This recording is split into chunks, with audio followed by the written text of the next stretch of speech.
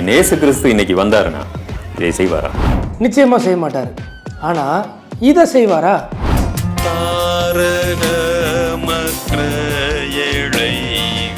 இவர் கொஞ்சம் இப்போ கரண்ட் சினிமா லெவலில் பாடிட்டா தப்பு. ஒரு 10 வருஷம் முன்னாடி சினிமா எப்படி இருந்ததோ அப்படி பாடிட்டா தப்பு இல்லை. வேதத்திலிருந்து ஏதாவது ஒரு வசனத்தை வைத்து உங்களால் புரிந்து கொள்ள முடியாவிட்டால் இந்த மாதிரி ஆராதனைகள் கர்த்தரிடத்திலிருந்து வந்ததா இல்லையாங்கிறத தெரிஞ்சுக்கிறதுக்கு ரொம்ப எளிதான ஒரு மெத்தட். பைபிளில் எதுவும் வசனம் இல்லாமல் இருந்தால் தானே இந்த மெத்தடு. இந்த விஷயத்துக்கு இந்த மெத்தடே தேவையில்லையே, ஏன்னா வசனம் தெளிவாக இருக்கு. ஒழுங்கா பைபிள் படிங்க, ஏற்ற பார்த்தா திரும்புங்க.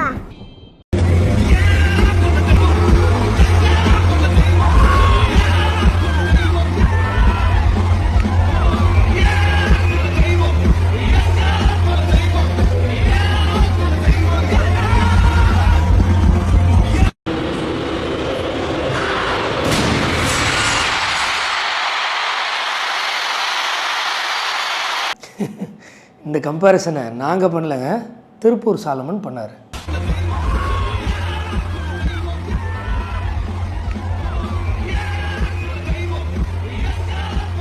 இந்த கேள்வியையும் நாங்கள் கேட்கல, திருப்பூர் சாலமன் கேட்டார். என் இயேசு கிறிஸ்து இன்னைக்கு வந்தாருன்னா இதை செய்வாரா? நிச்சயமாக செய்ய மாட்டார். ஆனால் இதை செய்வாரா? நாம் துரிதமாக நம்ம ஆராதனைக்குள்ளாக நாம் கடந்து போகலாம். நம் அனைவரும் எழுந்து நிற்போம்.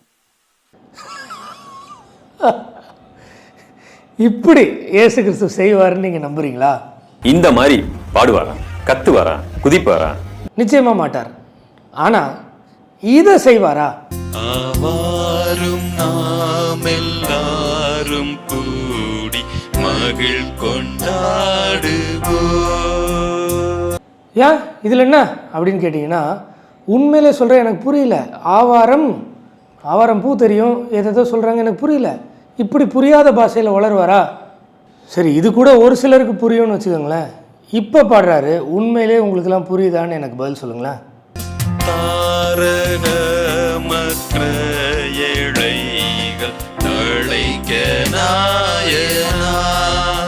இப்படி பாடுறதுனால என்ன யூஸ்? நியாயமாக சொல்லுங்கள். தாரா த்ரா த்ரா த்ரா ரா ரா ரா ரா. என்ன இருக்குது, என்ன ஆகும், என்ன ஆகிடும்? ஒன்றுமே இல்லை. எனக்கு புரியல, எனக்கு இது அந்நிய பாஷையாக இருக்குது. அதுவும் புரியல. புரியல. புரியல. இந்த தாரணியிலே மானுடவ தாரமாயினா. ஒன்றுமே புரியல. உங்களுக்கு ஏதாவது புரிஞ்சுதுன்னா கமெண்ட் பண்ணுங்க. டான்ஸ்ங்கிற பேர்ல மைக்கேல் ஜாக்சனை அப்படியே இமிடேட் பண்ணுவாரா? பாட்டுன்ற பேர்ல அப்படியே எஸ்பி பாலசுப்ரமணியம் இமிடேட் பண்ணுவாரா? இதோ பார்த்தீங்களா, இது வேற எங்கேயும் இல்லை. திருப்பூர் சாலமன் ஒரு ஏதோ ஆனிவர்சரி மாதிரியோ இல்லை நியூ ஓப்பனிங்கோ அரேஞ்ச் பண்ணியிருந்த ஒரு கான்சர்ட் தான். ஸோ எஸ்பிபி மாதிரி பாட்டு பாடினா தப்பு இல்லை. கொஞ்சம் அட்வான்ஸாக மைக்கேல் ஜாக்சன் மாதிரி பாடிட்டா, ஆக்சுவலாக மைக்கேல் ஜாக்சன் மாதிரி கிடையாது. மைக்கேல் ஜாக்சன்லாம் வே ஃபாரில் இருப்பார். இவர் கொஞ்சம் இப்போ கரண்ட் சினிமா லெவலில் பாடிட்டா தப்பு. ஒரு 10 வருஷம் முன்னாடி சினிமா எப்படி இருந்ததோ அப்படி பாடிட்டா தப்பு இல்லை. இதை பார்க்கும்பொழுது எனக்கும் சற்று வேதனையாகத்தான் இருந்தது. ஆனால் நிறைய பேருக்கு ஒரு கேள்வி இருக்கு, இதில் என்னங்க தப்பு இருக்கு? ஏன் இதை தப்புன்னு சொல்றீங்க? பைபிளில் எங்கேயாவது இது தப்புன்னு போட்டிருக்கா? இப்படிதான் ஆராதிக்கணும் அப்படின்னு எந்த அளவுகோலை வைத்து நீங்கள் இதை சொல்லுகிறீர்கள் அப்படின்னு உண்மையாவே ஜெனியூனாவே கேள்வி கேட்டுட்டு இருக்காங்க. அப்படி கேட்டால் ஜெனியூனா நம்ம என்ன பண்ணணும்? பைபிள்லேருந்து ஆமாப்பா இந்த வசனத்தின் அடிப்படையில் ஆராதனைனா இதுதான், இதுக்கு பேர் ஆராதனையே கிடையாதுன்னு எடுத்து சொல்லணும். அப்போ உண்மையிலே உலகத்திற்கு ஒத்த வேஷம் தரிக்கிறதுனா என்ன? அவங்க செய்யற எதையுமே நம்ம செய்யக்கூடாது என்ற அர்த்தத்தில் ஆண்டவர் சொல்லுகிறாரா? அப்படி இல்லை. ஆனாலும் கூட இது போன்ற ஆராதனைகள் தவறானது அப்படின்னு எப்படி புரிய வைப்பது? எப்படி புரிய வைக்கணும்னா வசனத்தை காட்டி தான் புரிய வைக்கணும். உங்கள் சரீரங்களை ஜீவ பலியாக முழுவதுமாய் ஒப்பு கொடுப்பதே புத்தியுள்ள ஆராதனை அப்படின்னு வசனம் இருக்குப்பா. இதுவே புத்தியுள்ள ஆராதனைன்னு இருக்கும்போது வேற எதுவுமே ஆராதனை இல்லை. உன்னை நீ முழுசாக கடவுளுக்கு கொடுக்கறதுக்கு பேர் தான் ஆராதனை. நீ மெய் மறந்து பாட்டு பாடுறதுனால அங்கே குளிர்ந்து போகிற கடவுள் இவர் அல்ல. உன் வாழ்க்கையில் நீ ஆராதிக்கணும். ஷோ ஃபோர்த் யுவர் க்ளோரி தான் அப்படின்றத நீங்கள் வசனத்திலேருந்து புரிய வைக்கணும். வேதத்தின் அடிப்படையில் இந்த காலகட்டத்தில் இருக்கிற அந்த 2K கிட்ஸா இந்த வாலிபர்கள் இதன் பின்னாடி போய் கொண்டிருக்கிறாங்க. இதை தவறுன்னு அவங்களுக்கு எப்படி நீங்க புரிய வைப்பீங்க? இது வேற ஒரு ஆராதனை என்று எப்படி புரிய வைப்பீங்க? வேதத்துல நேரடியாக எங்கேயாவது இதெல்லாம் தப்புன்னு போட்டிருக்கா? இப்படி எல்லாம் பாடக்கூடாது, இப்படி எல்லாம் மைக் வைக்க கூடாது அப்படின்னு எங்க போட்டிருக்கு? இப்படி எல்லாம் மைக்கேல் ஜாக்சன் மாதிரியே ட்ரெஸ் பண்ணக்கூடாதுன்னு எங்க போட்டிருக்கு? அதே தாங்க நானும் கேட்குறேன். நீ ஒரு 10 வருஷம் முன்னாடி சினிமா எப்படி இருந்ததோ அப்படி பாடலாம், இன்னைக்கு சினிமா எப்படி இருக்கோ அப்படி பாடக்கூடாதுன்னு சொல்கிறது எந்த விதத்தில் நியாயம்னு கேட்குறேன். இது எங்கே இருக்குது பைபிளில்? நீங்கள் ஒரு மெலடியாக பியானோ கீபோர்டு வச்சுட்டு ட்ரம்ஸுக்கு பதிலாக இந்த சின்னதாக டிங் டிங்குன்னு கொட்டடிச்சுட்டு லைட்டாக அப்படி பாடலாம், கொஞ்சம் ஃபோர்ஸாக அப்படி ட்ரம் அடிச்சுட்டு கொஞ்சம் அப்படி மாடர்னாக போட்டு கொஞ்சம் அப்படி பிச்சை மாற்றி பாடிட்டா தப்பு. எங்கே இருக்குது? பாட்டு பாடுறது ஆராதனைன்ற லிஸ்ட்டில் வராதுப்பா. உங்கள் வாழ்க்கை முறை ஆண்டவர் ஆராதிக்கணும், அதுதான் முக்கியம் அப்படின்னு சொல்லுங்கள், ஒரு நியாயம் இருக்குது. இல்லை பாடுப்பா, நீ பாடும்போது ஆத்மார்த்தமாக கடவுளை நம்பி நீ பாடுறியா, சூப்பர், உன் மனசுக்கு திருப்தியாக கடவுளை நோக்கி இருக்கா, ஓகே பாடுப்பா அப்படின்னு சொல்லலாம், அதுவும் ஒரு நியாயம் இருக்குது. அதை விட்டுட்டு பாடணும் ஆனால் நான் பாடுற மாதிரி தான் பாடணும், அவன் பாடுற மாதிரி பாடக்கூடாதுன்னா இதில் என்ன நியாயம் இருக்குது?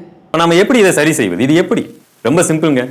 வேதத்திலிருந்து ஏதாவது ஒரு வசனத்தை வைத்து உங்களால் புரிந்து கொள்ள முடியாவிட்டால் இந்த மாதிரி ஆராதனைகள் கர்த்தரிடத்திலிருந்து வந்ததா இல்லையாங்கிறத தெரிஞ்சுக்கிறதுக்கு ரொம்ப எளிதான ஒரு மெத்தட். பைபிளில் எதுவும் வசனம் இல்லாமல் இருந்தால் தானே இந்த மெத்தடு. இந்த விஷயத்துக்கு இந்த மெத்தடே தேவையில்லையே, ஏன்னா வசனம் தெளிவாக இருக்கு, துல்லியமாக இருக்கு. இதுவும் அப்படின்னா ஓகே, இதுவே புத்தியுள்ள ஆராதனை வசனம் இருக்கு. நாம் எல்லாருமே கிறிஸ்துவை பிரதிபலிக்கிறோம், ரெப்ரசன்ட் பண்றோம். கிறிஸ்து சரீரமாக இங்க இல்ல, பரலோகத்தில் இருக்கிறார் அல்லவா. இப்ப நான் என்ன பண்றேன்னா கிறிஸ்துவை நான் தான் ரெப்ரசென்ட் பண்றேன். கிறிஸ்து என்ன செய்வாரோ அதை நான் செய்யணும், கிறிஸ்து என்ன போதிப்பாரோ அதை நான் போதிக்கணும், கிறிஸ்து எப்படி ஆராதிப்பாரோ அப்படி நான் ஆராதிக்கணும். அதுதான் சரியான மெத்தட். கிறிஸ்து இப்படி கீபோர்டு வாசிச்சுட்டு அவாரும் யாம் யாவரும் அப்படின்னு பாடுவாரா? சரிதான். கிறிஸ்து இப்படி தான் ஒரு பில்டிங்கில் வாரம் வாரம் நீங்கள்லாம் வாங்க, நான் பேசுகிறேன் போயிடுங்க அப்படின்னு சொல்லுவார் இல்லையா? கிறிஸ்து அப்படி தான், நான் பிரான்ச்சு கன்னியாகுமரியில் ஆரம்பிக்கிறேன், அங்கே நான் அடிக்கடி வர முடியலனாலும் ஸ்க்ரீனில் நான் பேசுகிறத போட்டு காட்டுவேன், அதுதான் தியோஸ் காஸ்பல் ஹால், அதுதான் தி சர்ச்சு அப்படின்னு சொல்லுவார்ல. இப்படி இதவே உல்டாவா தலைகீழா யோசித்து பார்க்கலாம். இப்ப இயேசு கிறிஸ்து வருகிறார். இயேசு கிறிஸ்து வந்தா இதே மாதிரி ஒரு கான்செர்ட்ல ஒரு காலேஜ்ல போய் இதே மாதிரி பயங்கரமா என்ன சொல்றது அப்படியே டிஜே மியூசிக்கை போட்டு அப்படி மைக்கை வச்சுக்கிட்டு ஆடிட்டு இருப்பாரா?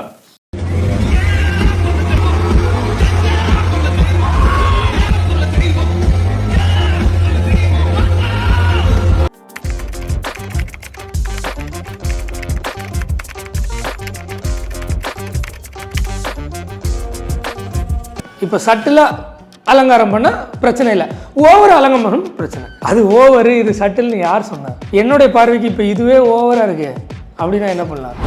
மைக்கே கையில் வைக்க மாட்டாரு, மேலே போய் பிரசங்கத்தில் மைக் பிடிச்சி கூட பேச மாட்டாரு. அப்படி உங்களால் கற்பனை பண்ண முடியுதா? என்னால் முடியல.